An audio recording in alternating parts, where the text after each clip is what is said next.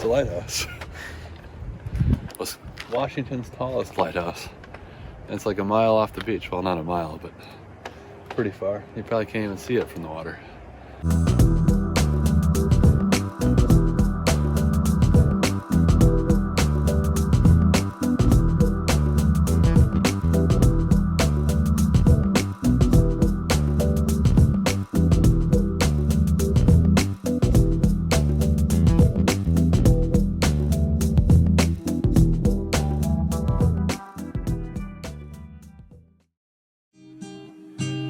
Last time aboard Freedom, we took the big left turn out of the Strait of Juan de Fuca to cruise southbound down the west coast of Washington state.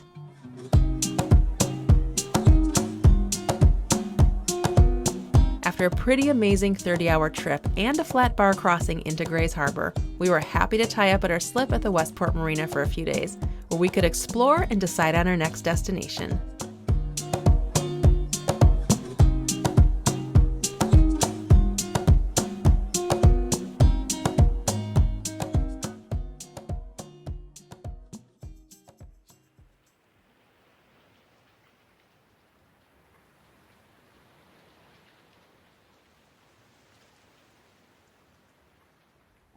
In true Pacific Northwest fashion, today's weather is like completely bipolar. It started out super cruddy, windy, foggy, rainy, and now just a few hours later, it's like early afternoon.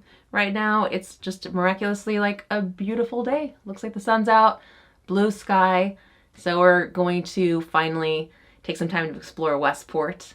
When we got in yesterday, we did a whole lot of nothing. We found ourselves to be completely exhausted.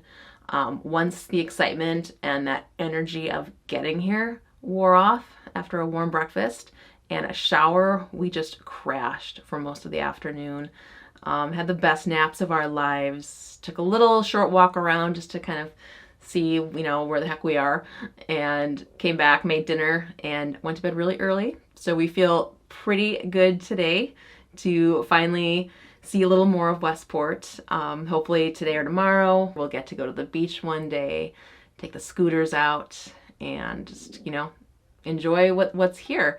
It's a pretty small area. It looks like about 5 or 6 blocks is kind of the downtown Westport area. And today, since it was so cruddy this morning, we just decided to do some work. Sean's on a call, or was on a call at least a little while ago. So I banished myself to my office, my favorite spot in the boat, our guest cabin. We've got our guest bed and this awesome office nook that I just love, and I've been like staring out the portal most of the morning looking at all the fishing vessels come in. So we will keep watching our weather window to see when is a good time to either go south a little farther, maybe into Oregon, or potentially if things don't look like we have a really good window, we might stay here a little longer and then go north. So we'll just keep watching. Have a couple days, at least 2 or 3 days to figure things out. So we'll enjoy Westport while we're here and then see where the weather takes us.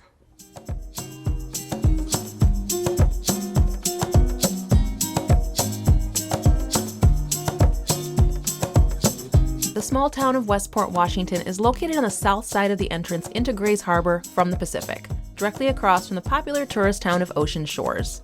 The marina is located in what's considered their Marina District, or simply downtown.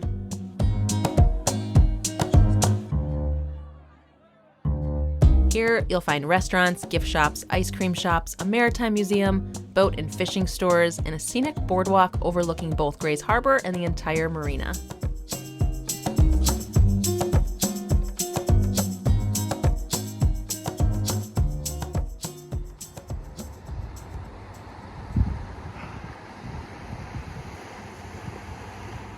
Looks like we've got a little crab who might be over the crab rainbow bridge, floating off into sea to be someone else's dinner tonight.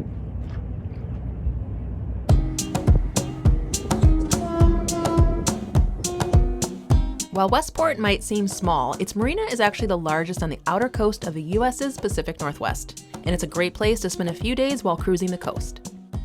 It's home to a large commercial fishing fleet and several recreational charter fishing vessels, as well as what's quite possibly the world's smallest aquarium.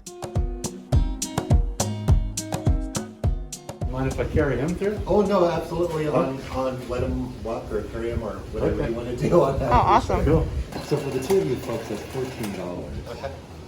And if you guys want to, you can feed the fish and feed the ducks if you want. Oh, really? This is cooked salad shrimp, like to get in your salad. Okay. And you can take it around and drop it in 2 or 3 at a time to any of the tanks that you want to. Oh, cool. If Thank you. If you want to, just keep your hands above the water, because they have teeth and sometimes they get excited about getting fed. Cool. Okay. Awesome. Cool. Thank you you. guys. This thing's bigger than our boat.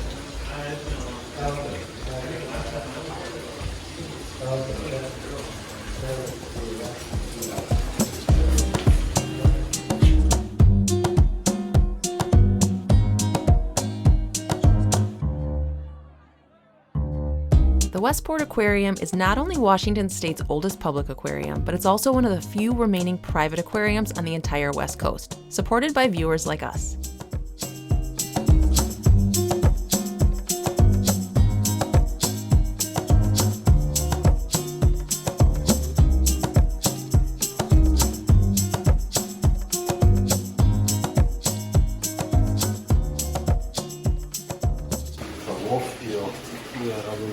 Oh, wow. Think you'll eat some fish? I'll try. It's going to feel in the bottom of those tanks, so I'm guessing no. But... Oh, their mouth open. Oh, you gotta do that again. That's so cool. Oh, he keeps dropping them.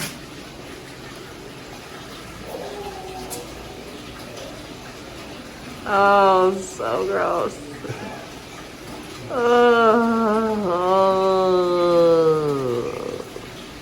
Along with some interesting looking local fish, there's a touch tank with starfish and sea anemones.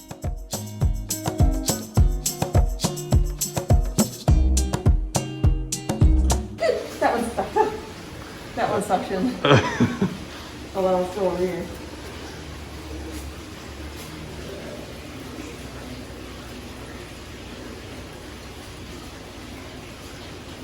He's starting to suction.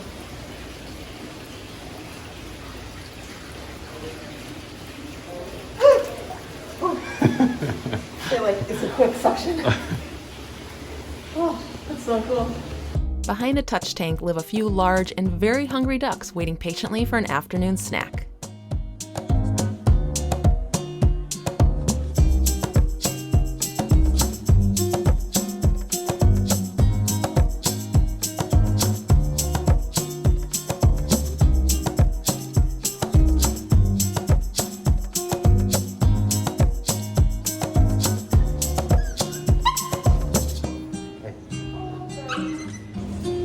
The ducks are by far the coolest thing here. Makes it totally worth it. I love this place.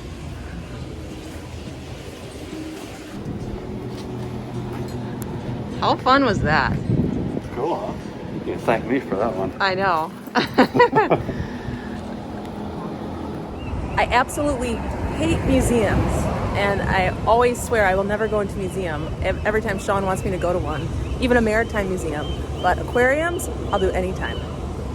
So if you find another aquarium, I'll go with you. You are going to the Maritime Museum. Ah, crap. Yeah, I said I would go to the Maritime Museum. Never mind.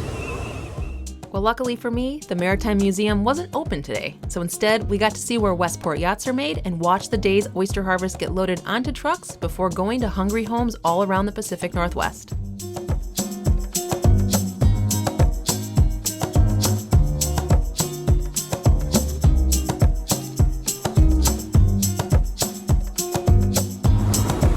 I spotted Freedom again.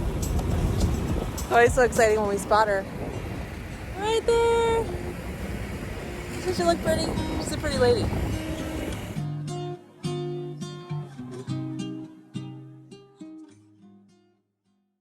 So in true Westport fashion, it is now 2:39 and it's becoming a beautiful day, and that's been the trend.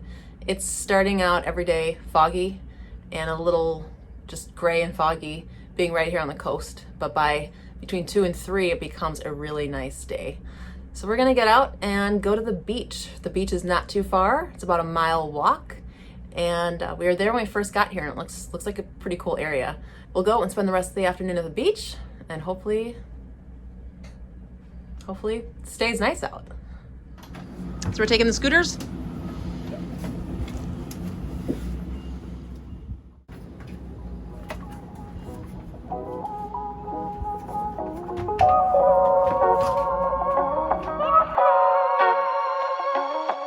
Are you excited to go in your sack? No, he's not having it. No. Are you ready to rock and roll?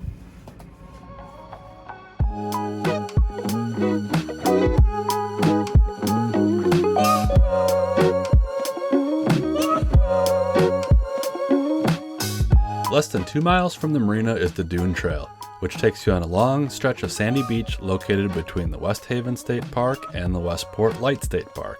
Whether you're on foot, bike, or scooter, getting to the beach is almost as nice as the beach itself.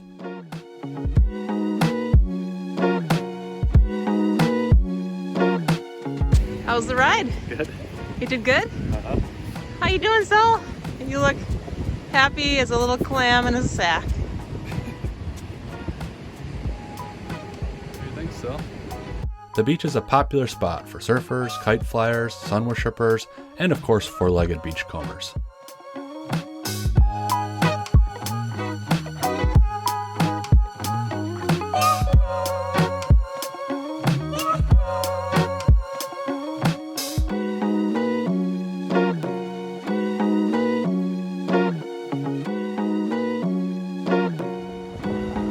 Oh, Sully.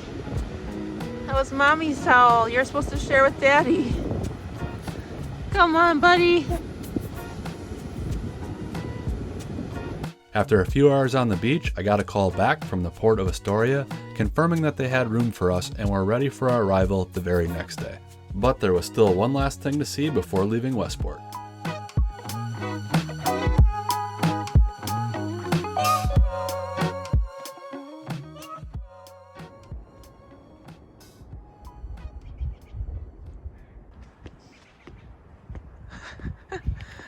Getting a good selfie in?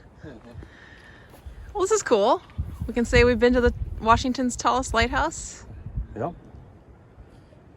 This is when you do what they did in the Lampoon's Vacation when they go to the Grand Canyon.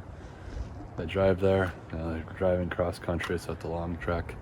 Then when they get there, Clark gets out of the car and he goes, "Okay, let's go." Don't you want to look at the Grand Canyon? Great, thanks. That's pretty much what we're doing. Yep, cool. All right, on to the next. Get back on our hogs. Yeah. How you doing, bud? You're doing so good. Looking back at Mommy. Yeah, he's a good scooter. He's good. Passenger.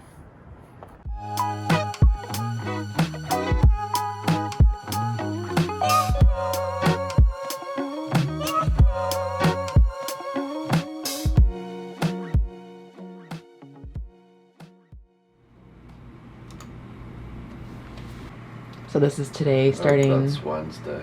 It's yesterday. Here's overnight. 3 in the morning. Here's 8 this morning. There's 1 in the afternoon. That green and yellow is 10 to 15, right? 10 to 15 knots. Yeah. But then over the weekend, it looks like it Wow. gets pretty bad. How many days can we go out on predict wind?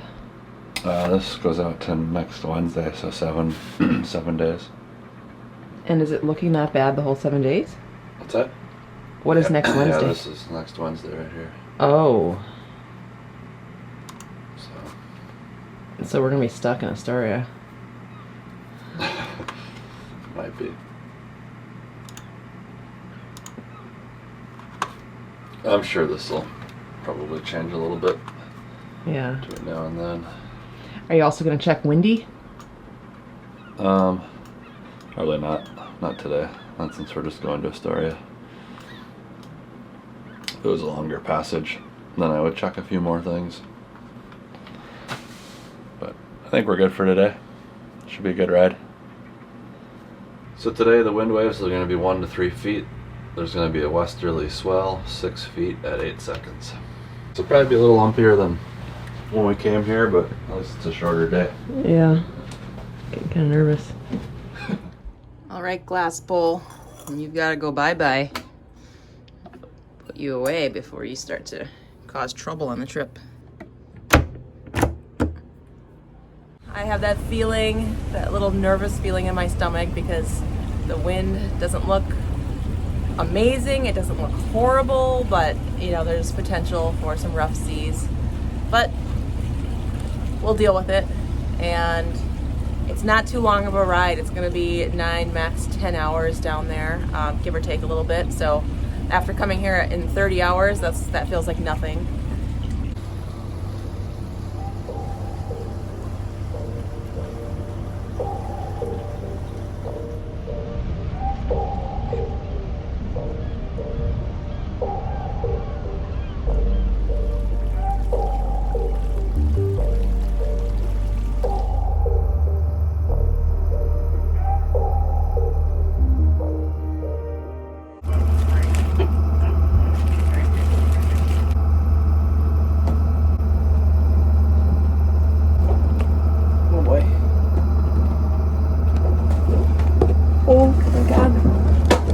Okay, got our relief bands.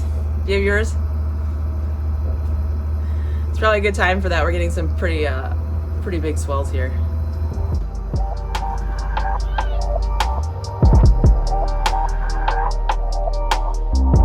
Today's cruise through the Westport Bar was nothing like when we arrived days earlier. Cruising through at 8 knots, we arrived too early, thinking we'd be just fine, all while opposing currents were colliding and waves were building 8 to 10 feet in height. Today's trip honestly sucked. I felt like garbage, threw up twice, had a few choice words for boating, and for a fleeting moment I missed living in a home that didn't pitch at 60 degrees while slowly surfing waves for hours on end.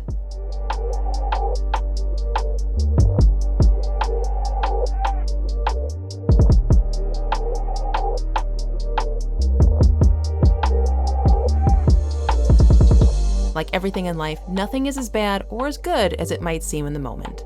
And having experiences like this will only make us mentally and emotionally stronger as we cruise farther and longer.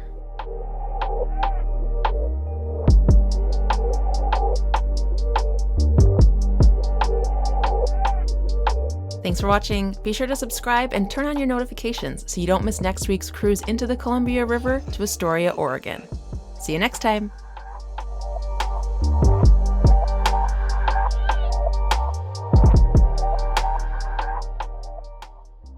Hey guys, hope you enjoyed that video. The weekly Q&A starts right.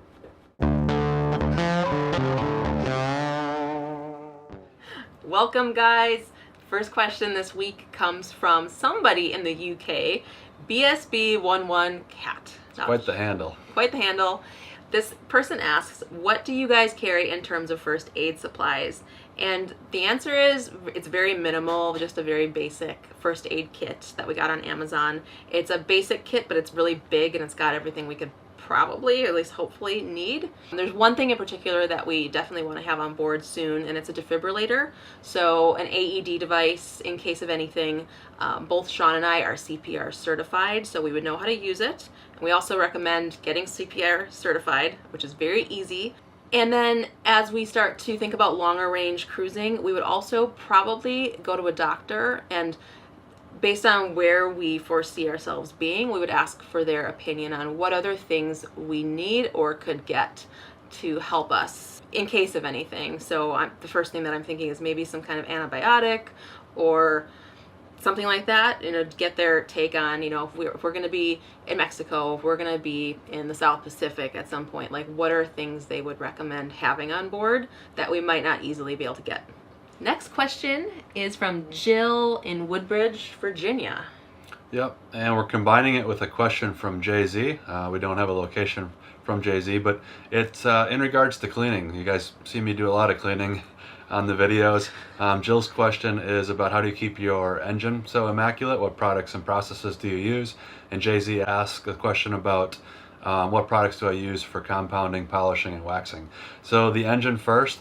What I do there is you can wax it with normal wax. I use just a quick detailing spray, which is just like a liquid wax. Spray it on, wipe it off with a microfiber rag, and pretty much at the end of every time we're out using the boat, I'll just go down and spend 10 minutes, kind of give things a quick spray and a quick wipe, and it keeps the belt dust down and just engine grit and grime down, and allows me to just kind of inspect things, see if there's any leaks or anything to be concerned about.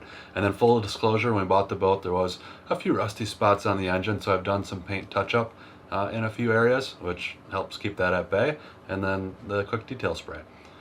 To Jay-Z's question, favorite products for compounding, polishing, and waxing. Here I don't want to get overly complicated. We don't have a lot of room on the boat, so I don't want to have 10 different products. So my go-tos are a 3M cleaner and wax is what I use to remove light oxidation and do like a polishing or light compounding. I never let the boat get too bad that I need to do like 3 or 4 steps. It's always a 2-step process. So first step is the 3M cleaner and wax, and I apply that with our Milwaukee M18 buffer with a wool pad on it.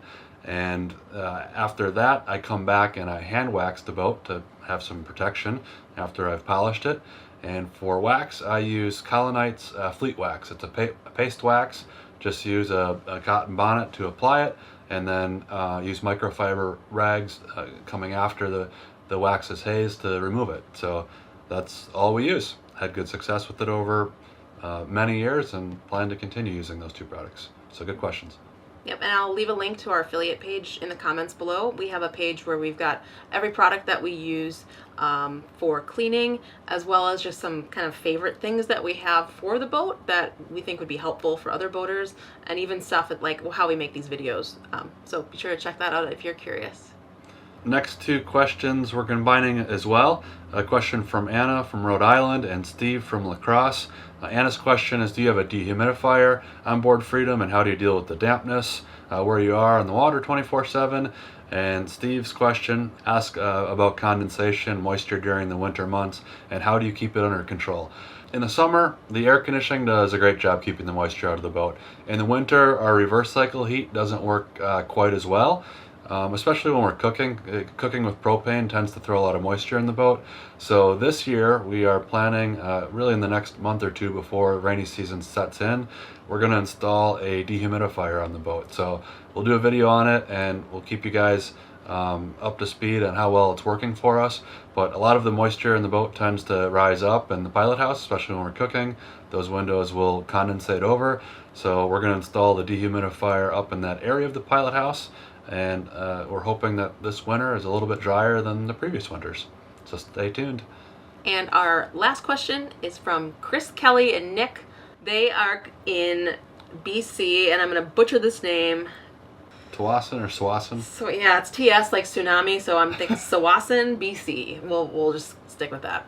They say, when we cruise, we always appreciate lesser visited, undiscovered destinations. They ask, what are your top 3 choices for places like this in the San Juans or the Gulf Islands? And we too love places that aren't crowded and that are off the beaten path. Well, with Gulf Islands, we've not spent a lot of time, so we really can't say one way or the other which place we'd prefer in that regard.